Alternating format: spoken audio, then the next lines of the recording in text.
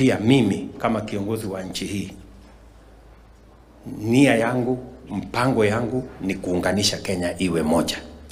It is my responsibility as the leader of this nation kuunganisha watu wote, mandugu, cousins, majirani, maadui,